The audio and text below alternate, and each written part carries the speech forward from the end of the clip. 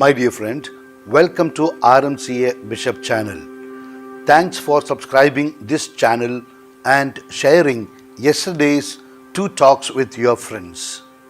Today I am happy to be with you with a very small reflection on lifestyle. How do we lead a Christian life? It must be different from others. There are reasons for saying that. Our faith must determine our way of life. Someone who stands by truth and justice will have a particular lifestyle from someone who practices all kinds of corruption.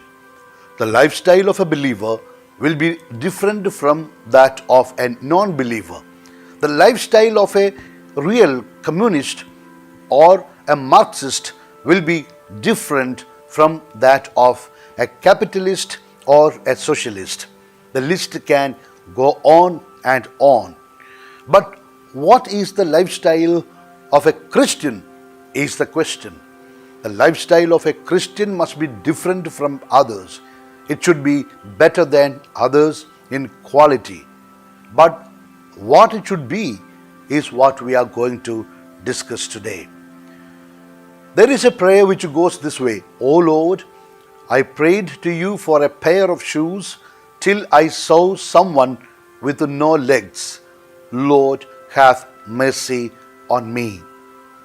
This is a prayer of someone who kept praying without realizing that he was much better than others.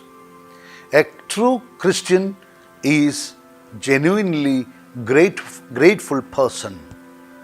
Always remember to count your blessings each day and to thank God for them.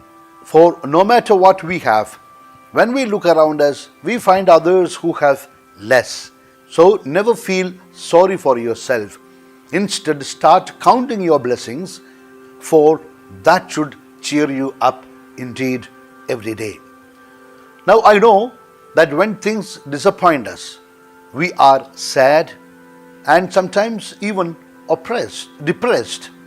However, it is written in 1 Thessalonians chapter 5 verses 16 to 18 that we should do three things in order to develop a Christian lifestyle. Please remember them. Number one, be joyful always. This is a sign of a true Christian because we are children of God. We are safe in the hands of God and He will protect us. Number two, pray continually. Every moment is a gift from God. Our life can end any time. For example, once a football player who was fully fit physically, athletically, but during the game, he just collapsed and died. Human life is so fleeting. At any time, it just can leave us and go.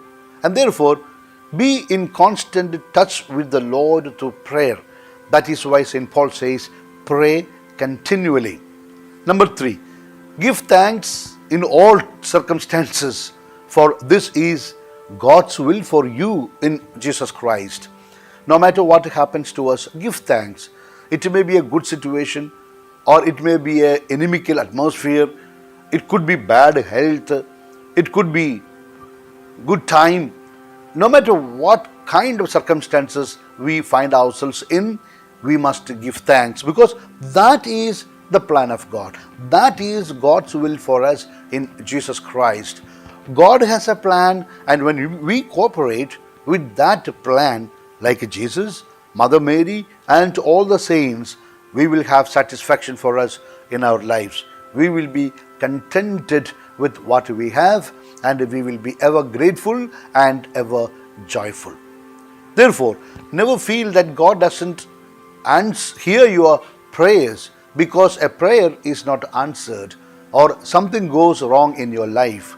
For your Heavenly Father always knows what is best for you. And in Deuteronomy 31:6, the Lord says about the Lord, it is written, He will not leave you nor forsake you. In the Gospel of John, Jesus says, I shall never leave you orphans. So, what shall we do in return for the blessings we have received? In the first book of Chronicles, chapter 16, verse 8, we learn of three things. Number one, give thanks to the Lord. Two, call on His name.